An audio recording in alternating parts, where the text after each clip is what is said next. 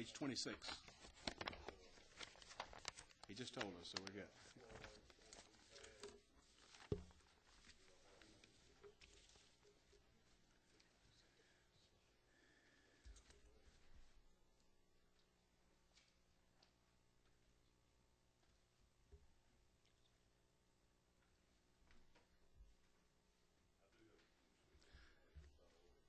Thank you, sir. My name is Mike Fowler, Deputy Commissioner, Department of Defense. General Porteous apologized for not being here. He's attending a governor's customer service summit, a command performance of sorts. So, with me is Ross Freilich, our finance director. Either he or I would be your contacts within the department. Welcome calls or questions from anyone. The changes in the 06 budget are fairly straightforward and simple. You are all aware, I think, that the Air Force program at Warner Robins is in a growth mode. When we shifted from the B1 program a couple of years ago to the J-Stars, that unit will eventually be about 3 times the size of the old B1 program. That continues to evolve and grow. The understanding with the Office of Planning and Budget and with the General Assembly has been that in the supplemental budget we adjust the Air Guard match requirements for federal programs. I think you're aware that the state has responsibility for matching in the Air Guard of 25% of the utility requirements of units and 25% of the cost of maintenance personnel. All of the costs are borne by the feds. With the Air Guard being basically 2 bases, the agreement is that we'll make the adjustments in supplemental once we are aware of the federal budget requirements. The federal budget is never ready before October 1st, and many times long after that. And once we get notice of what the growth and the match requirements will be at the air bases, then we come in and make adjustments in supplemental. The Army is a much larger program. We're able to adjust better within the year with the 2 fiscal years being off sync. So the only increase you see there is an increase of 100,000 state dollars, matching another 300,000 federal dollars for increased cost at Warner Robins. I hope that would be a routine change. There's one other point I'd like to make, and I won't take too much of your time, but one of the problems that we are having as an agency right now is working with our federal partners in that the military is going through a transformation in a couple of different ways. One, transformation within the Army itself, which is obviously affecting our military side and the Air Guard. But at the same time, a transformation to a joint forces headquarters. Now that's changing on the run a lot of our cost structure within the agency. In the 07 budget, you're going to see several positions being changed from federal funding to state funding, and some from state funding to federal funding, some being eliminated. And that's basically due to the blending of Army and Air and state command structure. The problem with that, for instance, a very essential element within our agency, the Director of Joint Operations, which is basically civil support, the elements we provide for help within the state in emergencies, is moving from federal funding to state funding, that and his staff. Now, we've had to make internal changes in supplemental. You don't see the request here, that we didn't know about it in time to actually involve and insert the request. We're making changes in-house. To accommodate this, we're having to eliminate our civilian information officer, which is a problem for us, but something we're doing internally. We're not looking for additional dollars for that. We're just telling you that it's requiring a lot of changes on the run. What we're asking is for you to consider in the supplemental, and certainly in the 07, collapsing our program budgets into a single program budget for the department while we go through this transformation. It's very difficult for us to make moves with the federal and state years, budget years being out of sync. The ability for us to know in time to come to fiscal affairs for changes is difficult. Many of the federal changes and the ability to leverage federal dollars occurs in late September with very little notice. And without the ability to move money among programs, it very much limits our ability to claim additional federal dollars or to fund programs that we otherwise would desire to do. I'll answer any questions about that, but you'll see it in the supplemental as a formal request. We would ask you to consider doing that earlier. Yes, sir.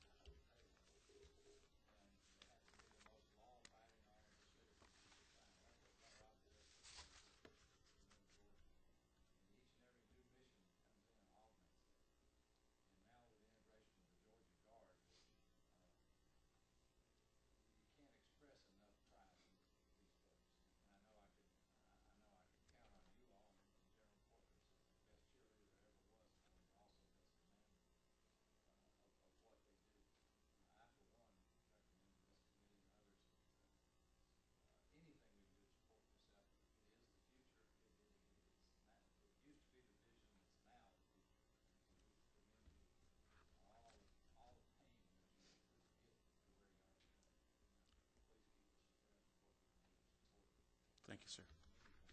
Thank you for the comment. Thank you very much. Any questions we can answer? Thank you, sir. Appreciate it.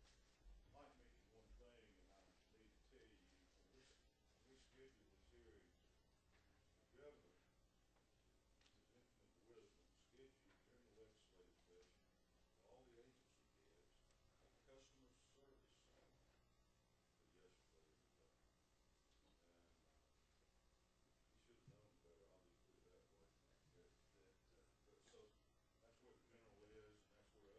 legislative session for all the agency heads, customer service for yesterday and today. And he should have known better, I'll just put it that way. But so that's where the general is, and that's where some of the other agency heads are today, trying to abide by that order from the governor. So next, we would like to hear the Court of Appeals, if you don't mind, please. We've got Judge John Ellington with us. Most of y'all know John. Southeast Georgia. John was here too for a few years. Bill Martin, clerk, Jan Kelly, budget director. And I also have given you, you may have gotten a handout on the compensation comparisons.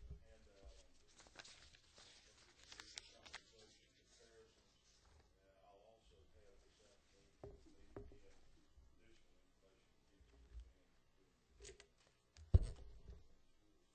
Okay, I'm Jan Kelly, the fiscal director, and actually we're on page 4 of the tracking document. Oh, is it on? Okay.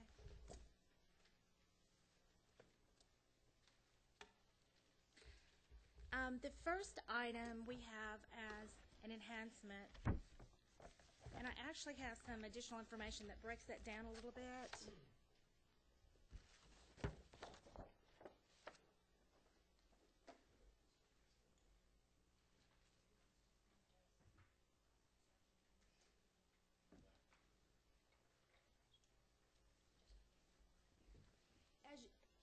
As you can remember, last year I came to you and told you about our space crisis. We'd had a long-term deficiency at the Court of Appeals as far as space for over a decade.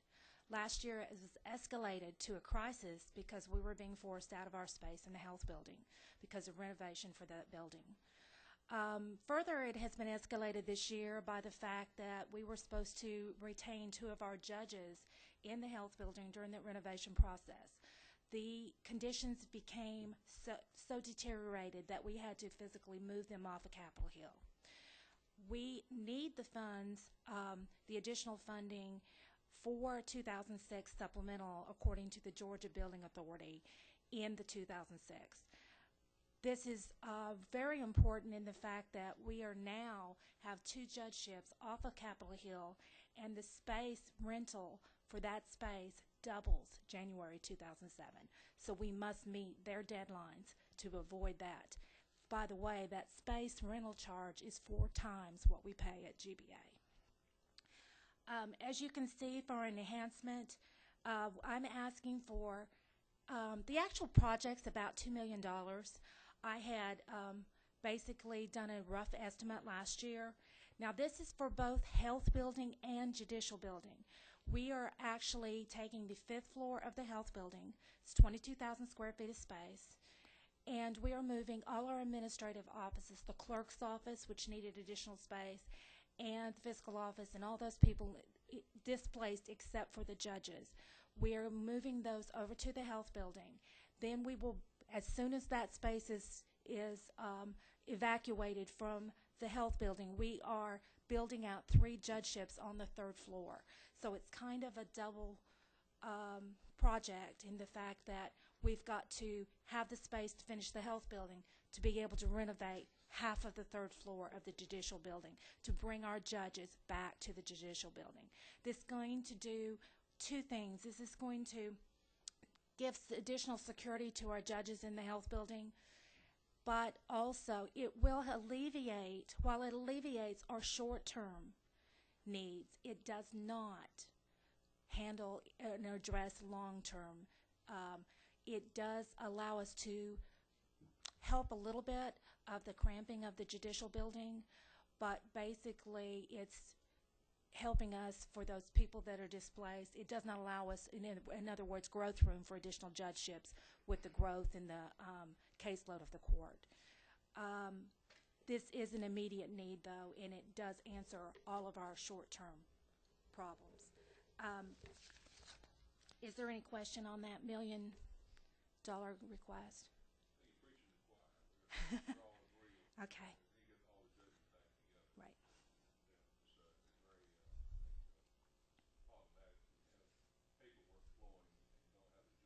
It's very hard.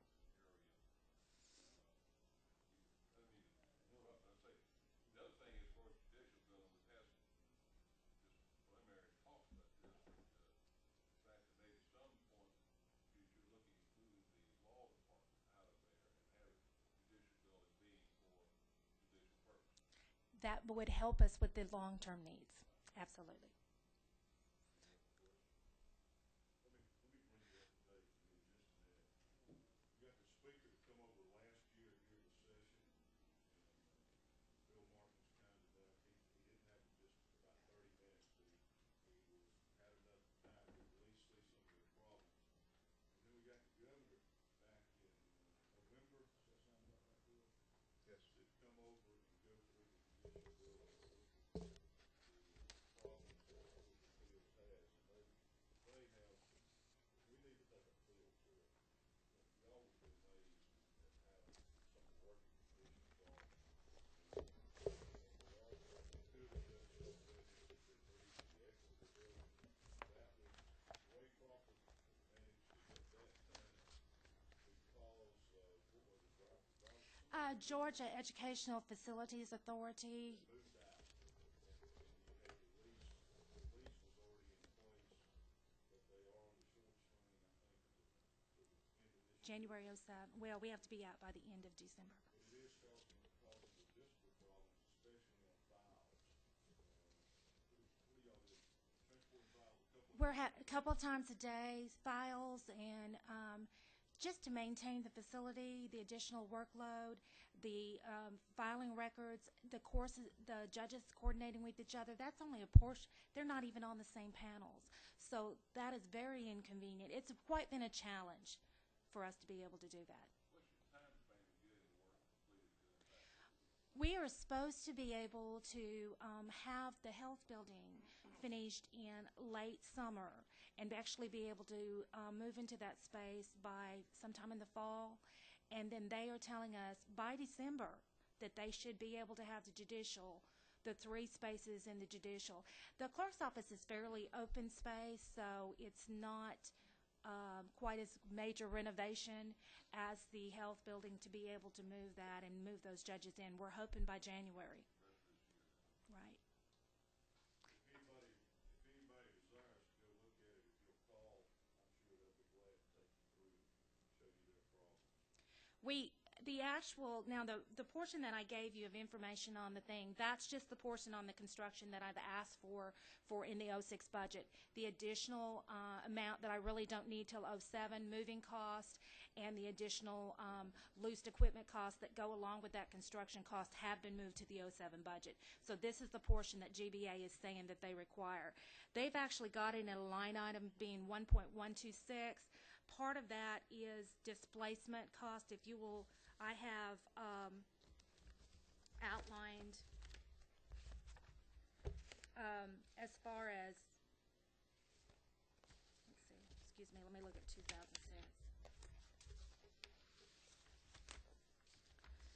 $49,622 is increase in rental costs for our temporary movement of employees during this transition time. So that equates to the 1.126 figure. So I've kind of broken it out for you there. Is there any additional questions on the space?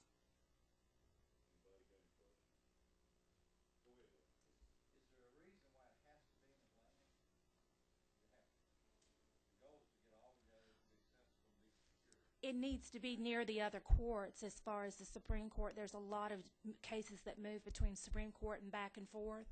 So, and the location, I don't know as far as, maybe Bill can answer that question, but definitely it needs to be near the Supreme Court.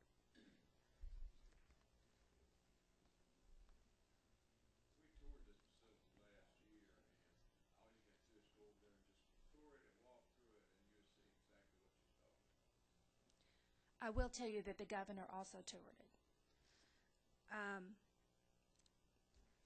If we don't have any questions, I'll move on to the next item. Okay. The next item I have, it's actually number 1 on my list, which is additional funding for computer charges to meet projected expenditures. Okay. Okay, it's the $27,998. That is charges from GTA billing of $6,588 that they previously didn't charge state agencies for PeopleSoft, and we're having to absorb that. So I'm requesting for that additional funding. There's also increase in our online legal research. That was on an escalated contract, so those monies, it was like a 5-year contract, and they changed the rates at the end of the term. We actually use Westlaw and Lexis.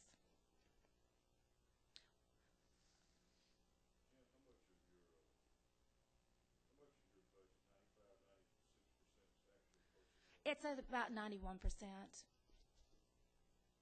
And of that additional amount, you realize out of operating, about 5% of that is fixed cost, rent, and those type of things that you just really don't have any choice of. So therefore, we only end up with about a 4% of being able to put off supplies, repairs, those type of things. The online legal research cost was $7,745, an increase. And then the computer charges, the Novell license for our computer software actually had gone up. And so that's the total of the $27,998.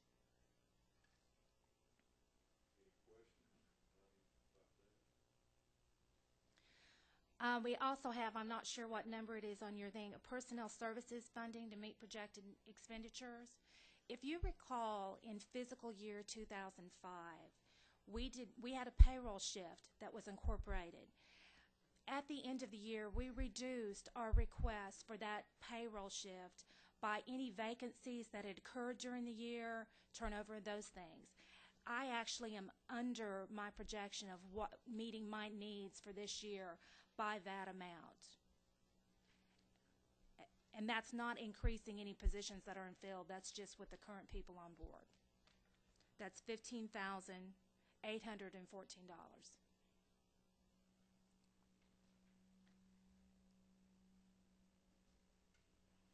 And that is all of the requests I have for this 2006. Are there any additional questions?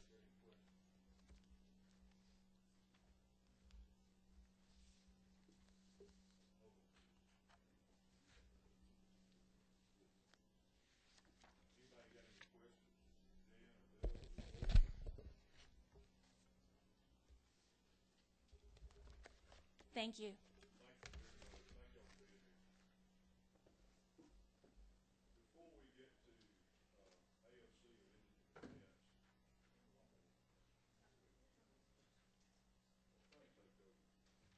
thanks, Coach. I have had a conversation recently with Linda Klein.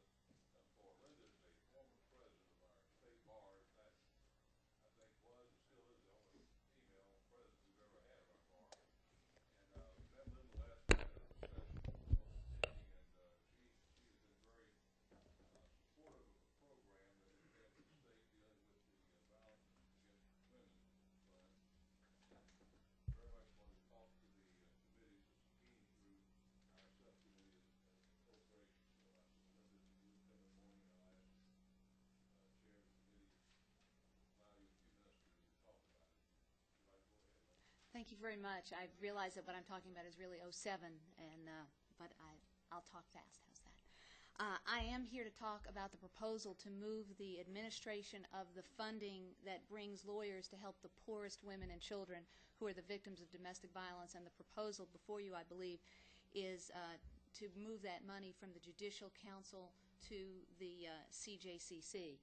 And the only qualification that I bring here today that I'd like to mention to you is that I was the only woman, the first and like the last woman to serve as president of the state bar.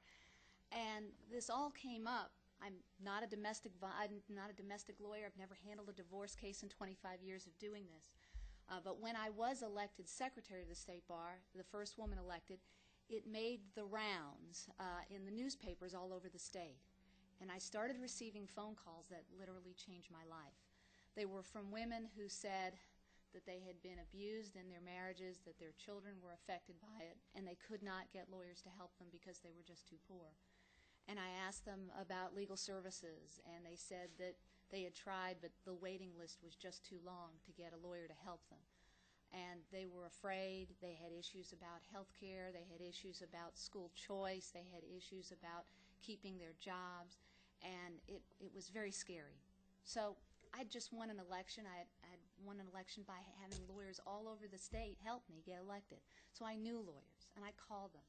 And they said to me, Linda, I'll take 5 pro bono cases so long as one of them is not domestic violence.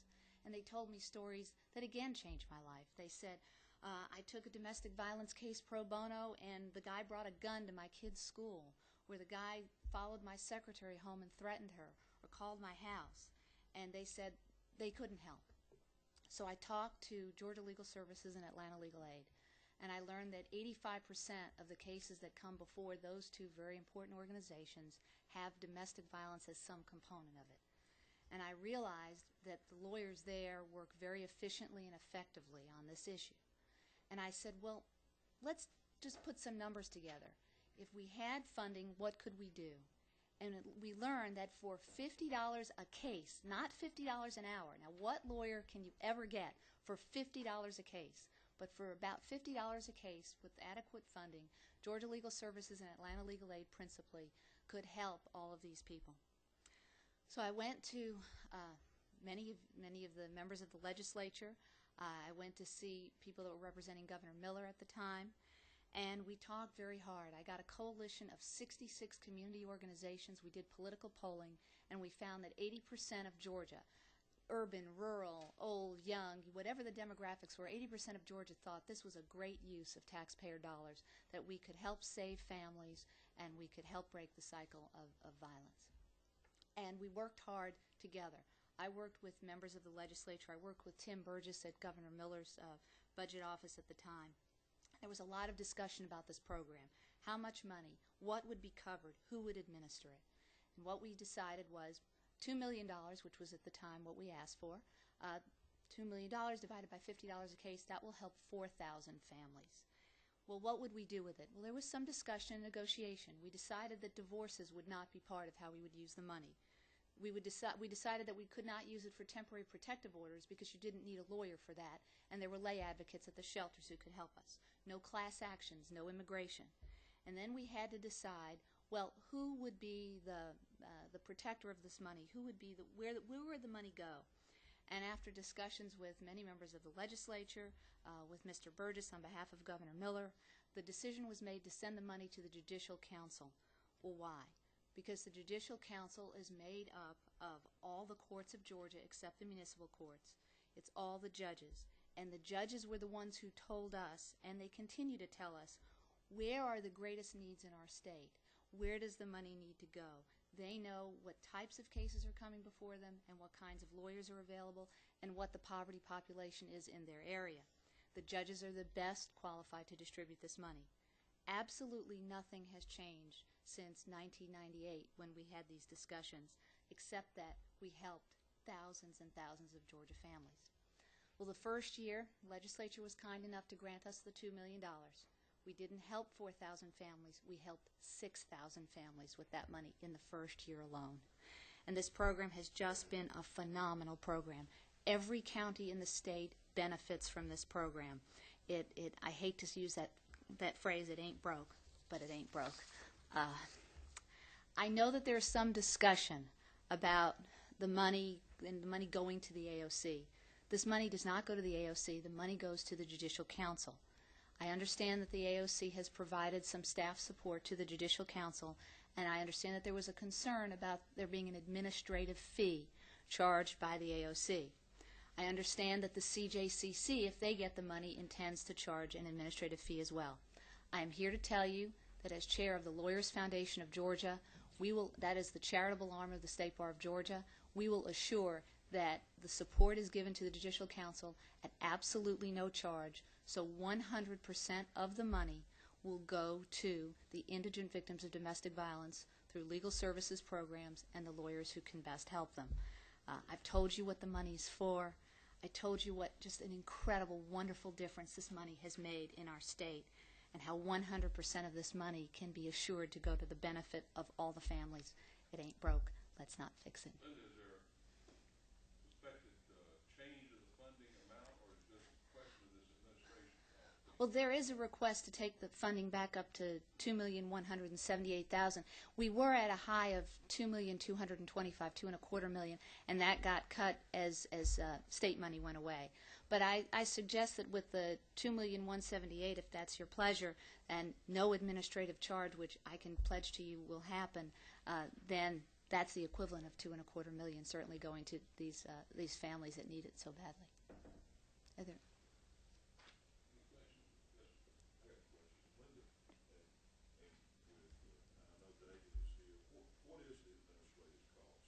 It's 4% at the AOC is charging. It's about $80,000 a year, and that has provided staff support to the Judicial Council at the request of the Judicial Council. Now, did I hear you say that the foundation is willing to absorb that? Well, the foundation is going to provide the service for free, using volunteers or. Right, and of course it's possible that AOC and the Judicial Council may decide to do something else that would be without cost, but what I'm offering is that I can assure this committee that we'll get it done without cost. Sure. If it goes to, if it's transferred over, now, are you willing to offer that same deal if it leaves AOC? As I understand it, and I'm confident of this, the money does not go to AOC, it goes to the Judicial Council. I understand that. I'm talking about the administration. If the governor moves this to the whatever, Criminal Justice Coordinating Council, are you willing to also provide the? I'll have to check with my board. As I understand the way my board feels is that the judges who are the Judicial Council are the ones that are best able to administer the funds. That would be something that I'd be willing to talk about. I know that the CJCC charges an administrative fee for all of their grants. I also know that the CJCC works exclusively with federal grants that come to the state, and it is the Criminal Justice Coordinating Council. This is a civil justice matter. You're aware of where this came from? I understood that it came from the governor's office. And I'd be happy to talk to the governor about it too. I'm not really that familiar with how this actually hits the street. If you don't represent folks in TPOs, then what sort of services do you provide to these folks? TPOs, there's a statute that allows TPOs to be done by lay advocates, and there is training that Georgia Legal Services provides for lay advocates. But in the negotiation about this money, several of the members of the legislature felt that if we didn't need lawyers for TPOs, then let's save the lawyers for what they can do best. Access to health care is a very big issue. Housing issues, after there's domestic violence, there are eviction issues. Issues involving school choice. When you're the victim of domestic violence, I learned that you have the right to either stay in your school or go to a different school, even though you're living at an undisclosed location, which is a shelter. Job support. Sometimes women who are victims of domestic violence have attendance problems while they're dealing with their health care and other issues. And these are the types of issues that lawyers who are schooled in poverty law can do very quickly and efficiently. Any other questions? Thank you very much, and I'm glad to come back if I can help. Thank you. Next, indigent defense.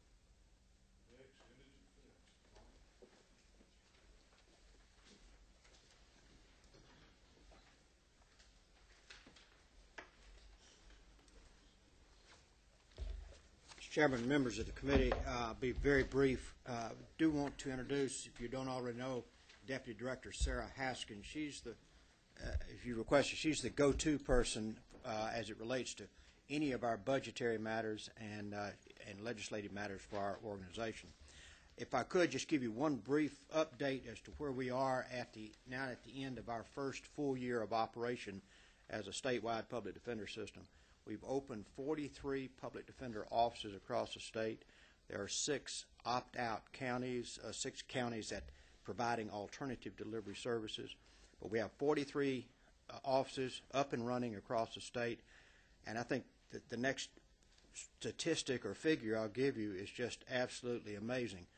In 1 year's operation, we have opened over 160,000 cases involving indigent services being provided by the lawyers who are supported by the Indigent Defense Services through our organization.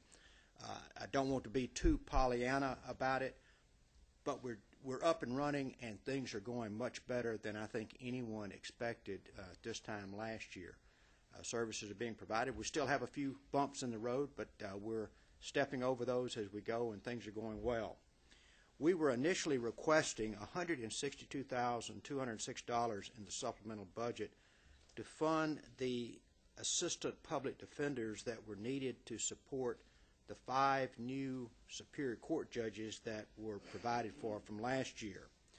However, due to a lag time in getting the opt-out counties funded, and quite frankly, due to some extremely hard work by Sarah Haskin, we've been able to absorb those additional costs that we expected to have to incur in the 06 budget. And because of the combination of the lag time in using the funds that we didn't have to spend initially, and again, I can't emphasize too much, Sarah's ability to shift funds around to absorb the additional costs through other budget programs within our agency, we are withdrawing our request for the supplemental funds of $162,206. That change is already reflected on your tracking budget sheet, and I hope I get the page right. It's page 12 of the sheet, and it shows the House Subcommittee, the state funds, at $42,079,060. So that change is already reflected on your budget tracking sheet. With that announcement, I guess I should say, I don't have anything else to present with regard to the 06 budget. We'll deal with the 07 budget at the appropriate time. But I am ready and hopefully will be able to answer any questions you might have about our operation. Ask you one thing, how are the cases in juvenile court? I introduced the bill to add them to the juvenile court. It's been in kind of wait and see how the case count, how things roll out. Where are we on that?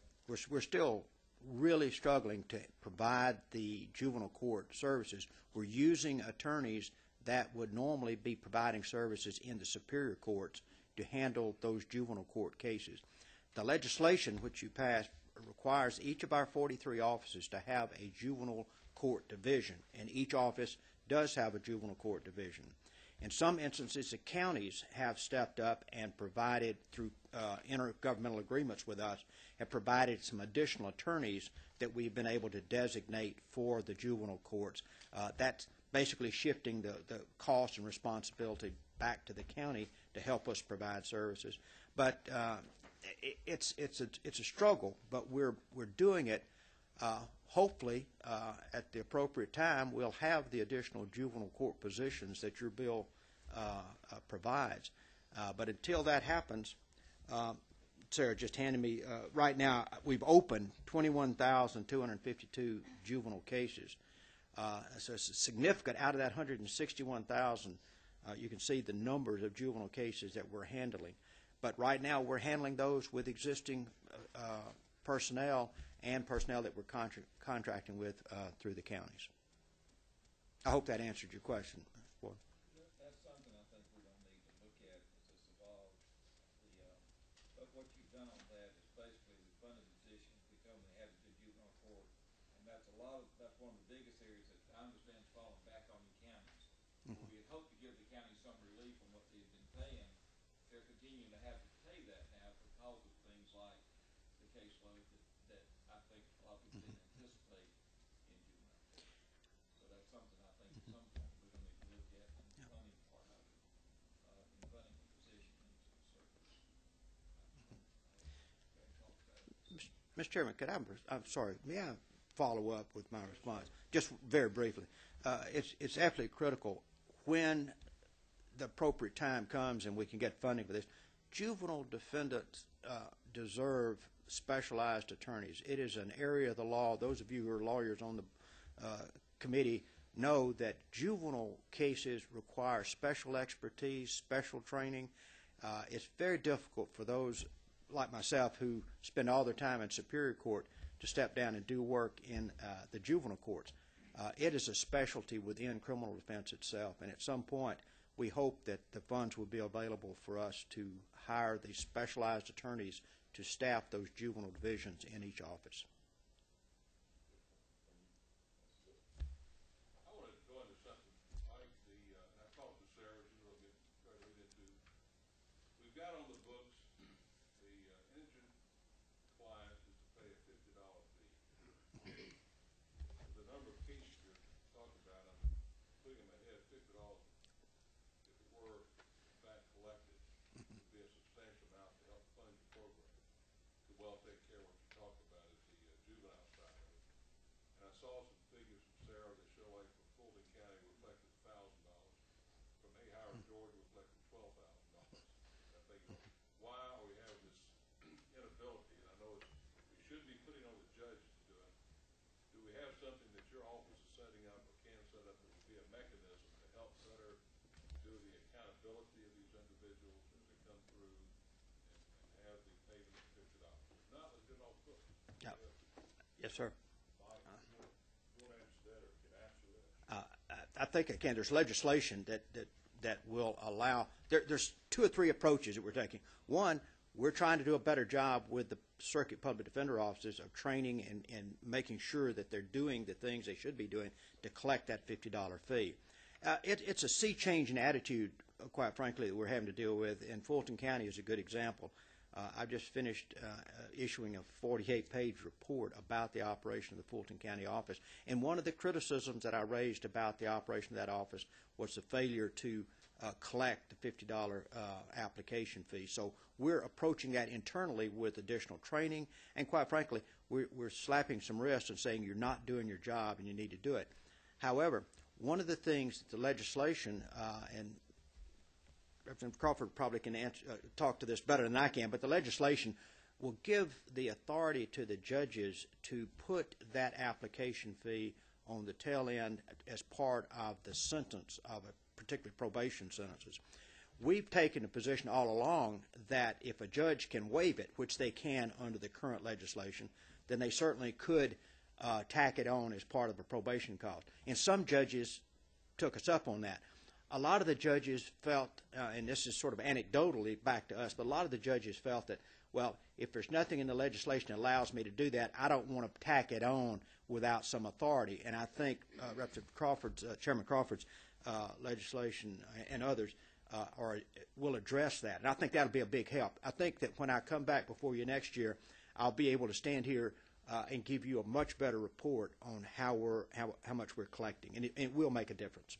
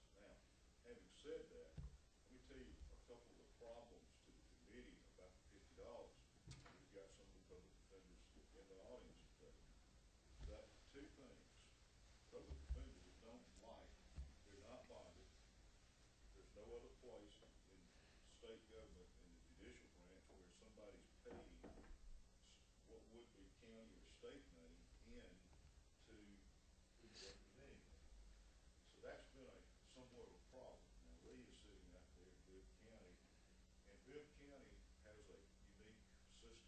qualifying who is eligible for indigent defense, and that the county pays someone in your staff the county is paying someone to qualify those individuals. You take my circuit does not, and most of your circuits, do not qualify, do not have a process for anybody to look at that application. I walk in and I say I'm indigent, they represent me. So what we've got some legislation we've been working with indigent defense on that will change that to the chief judge in each circuit would set up a mechanism in each county to qualify the individuals. Now, to qualify them is only to review and to make that determination if they're indigent or not according to the standards that indigent defense, that have adopted. Now, as of now, their rules and regs or their standards say that you can be up to 200% of the poverty level and qualify. That was not put in the statute. That was left up to the council and the rules and regs. This legislation would cap that at 150%. Now, that has come back as a recommendation from most of the public defenders in the state. Felt like that was too high, 200%. And it would cap it at no more than 150%. Now, indigent defense doesn't, Public Defenders Council doesn't necessarily like that. Indigent Defense Council.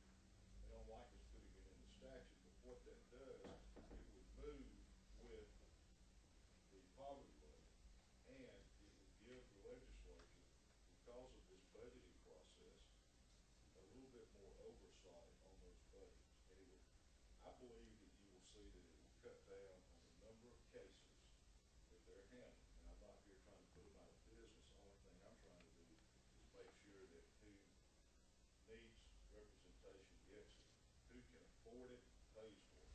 Now, interestingly, in Chatham County, they have the county pays someone there to Yes. qualify them also. Is that right? That's correct. And the interesting thing is, in Chatham County, if you go apply for indigency status, you must sign a waiver for a credit check.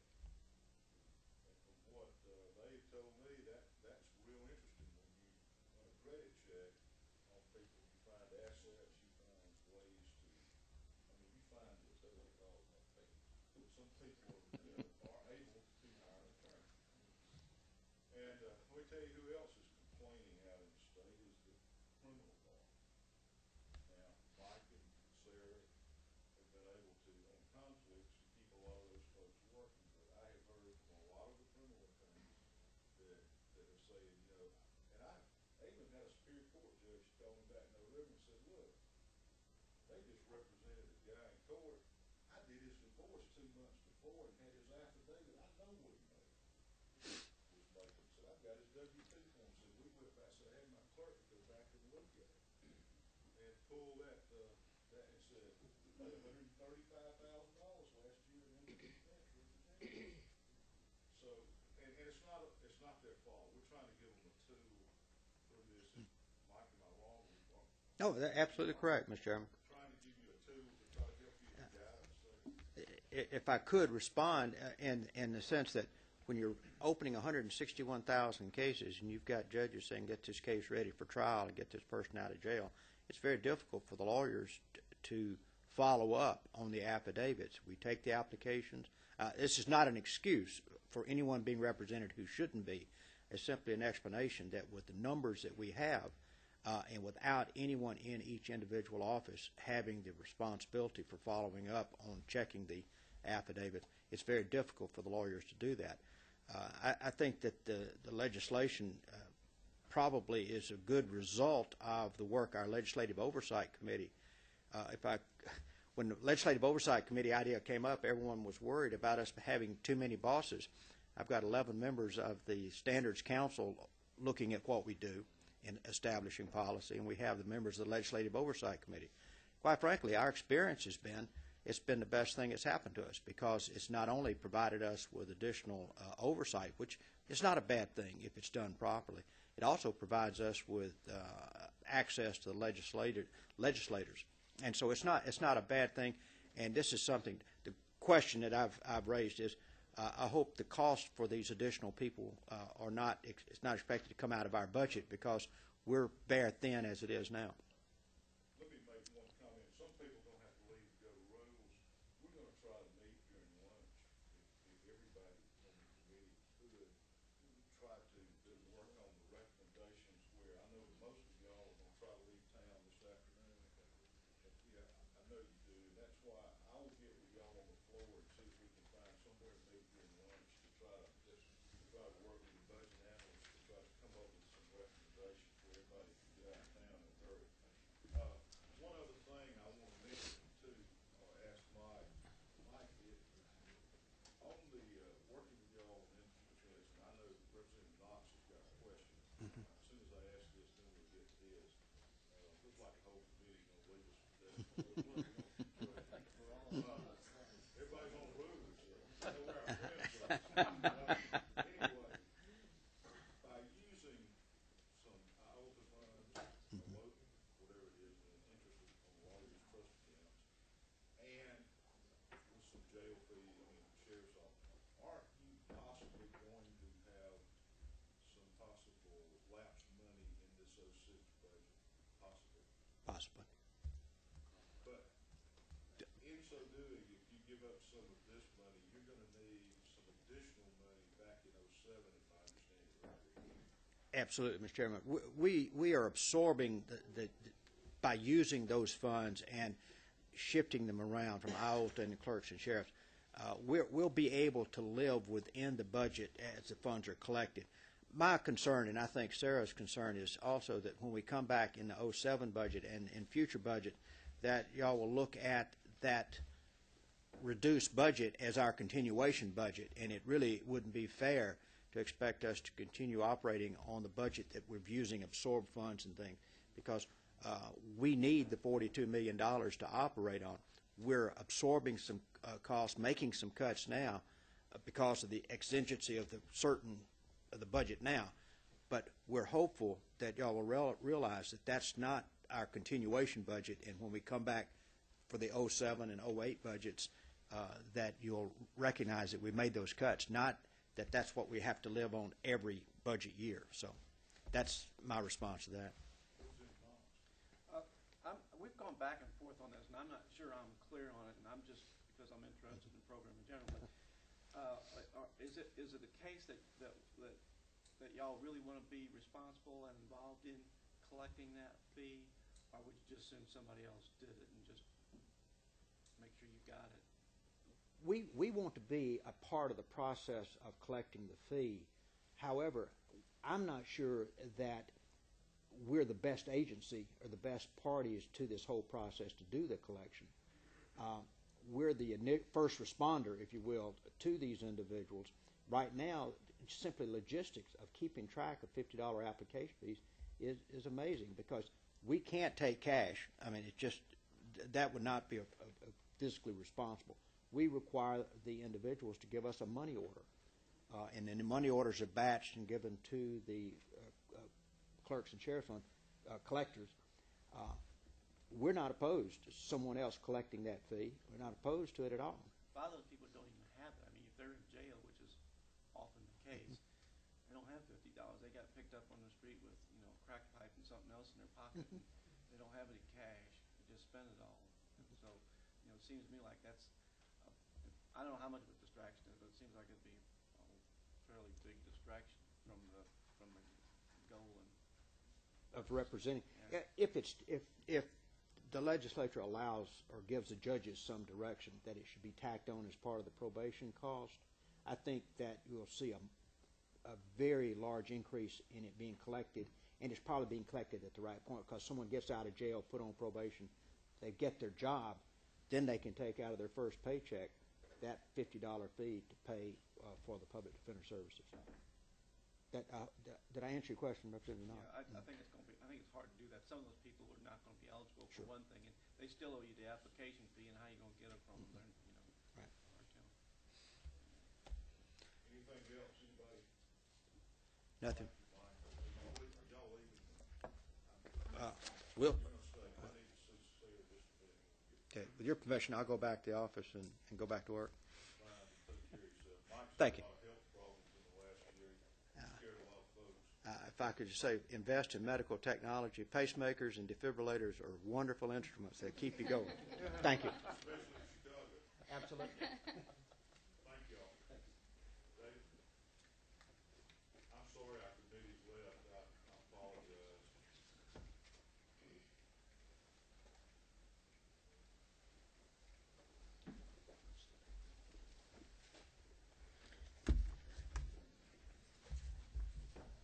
Okay, yeah, okay. Thank you. Okay. Good morning, Mr. Chair. Thank you for having us here. I'm Deborah Nesbitt with the Administrative Office of the Courts. My director, David Ratley, is here. Our budget officer, Kevin Tolmich, and Vince Harris, who is over our administration division. We come to you today with a supplemental request. There are two items on here, the first one being for a personal security summit for the judges, and that request is being made through ICJE, which is Continuing Judicial Education. Given, oh, I'm sorry, on page 9 of 60. That's okay. The $10,000 is to have a personal security summit for the judges. In light of what happened last March, they felt it was important to try to train the judges and give them some tips on their personal security, and that's just one of an ongoing effort that we have. The second item is $121,206. That item is to provide state match for 4D money that comes from the federal government to fund the work of the Child Support Guidelines Commission. Our office staffs that commission, and that is an ongoing permanent commission that will continue to operate and review the guidelines, do economic studies and various studies about how that law has been implemented across the state. Some examples of, we have a staff attorney that's assisting that commission that pays for the meetings, that paid for a economic study to look at the worksheets and the tables. And so that will be an ongoing project. And so having that state match allows us to pull down 66% match. And so this would be our 33% match for the operation of the Guidelines Commission. And that's all of our supplemental requests. Do you have any questions? I know we've had some ongoing conversations on some matters. I do know when we get to, for the committee sake, when we get to the 07, we're going to spend a good bit of time with AFC to try to help them on. I will tell you what I have asked them to do, just for your knowledge.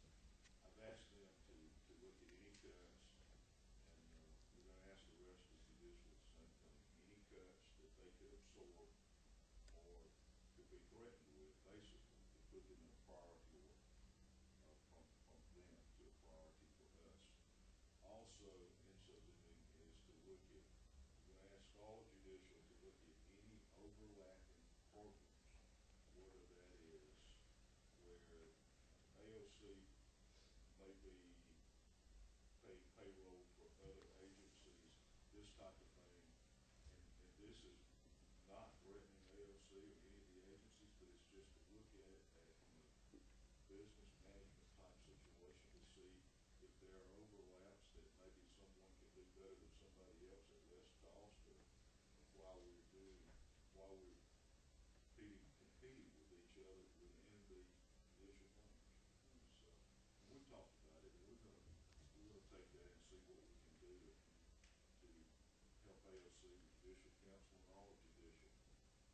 My personal feelings, and having talked to the governor also about this, is to try to make sure that we get the most of court services for the dollars spent in the judicial branch in the state.